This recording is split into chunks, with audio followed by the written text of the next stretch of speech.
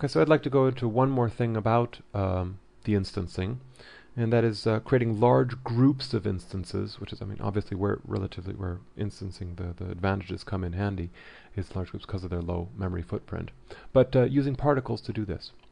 So if I actually go into the Explorer, let me just grab here my ground. What I like to do is I have these two models of trees, okay, and I've now put them inside a group that you'll find here. And basically, I'm going to use one particle type to, for every single particle, create an instance of one of these two in this group. So you could put as many objects into there as you want, with animation, with everything else, and it'll then, for every particle, pick one of these to put it on. So obviously we need my particles, and what I've simply done is used the grid as an emitter, but without any speed on the particles. So if I go into my particle cloud, you'll see on the p-type, the last tab here is instancing, and what I have to do is I have to enable it and pick an instance group, which is this one here with both of our trees in it. And you'll see that it immediately now draws, I have the OpenGL on bounding boxes, so it draws a tree on every single particle along the grid.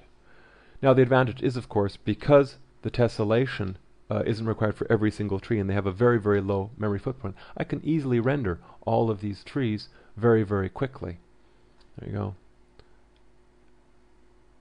And if I wish to change the original trees, maybe, I don't know, make a sort of a space tree with a big pointy bit, or we're increasing it into a monster tree. There we go, using our proportional falloff, and then we just render this. You'll see that it immediately changed all of them.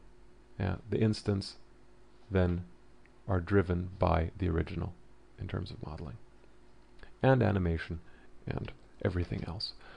Okay, the other thing is, of course, that because instances can be scaled, rotated, and translated, as long as the topology is not changed, I can also, for example, inherit rotation from the particles, or the scaling from the particle sizes, so that then if I wish to maybe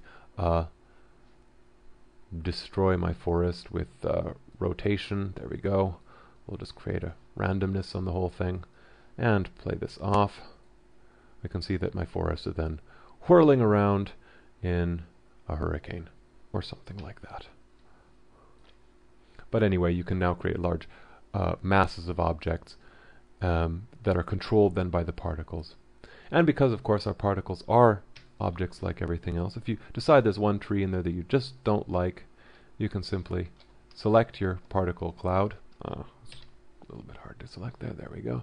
Just grab it and maybe select the point and just delete that one. Or maybe we want a bare spot right in here and just delete all those particles, and you'll see that then there are, of course, no trees there. So it's very, very easy to control exactly where you want something or where not.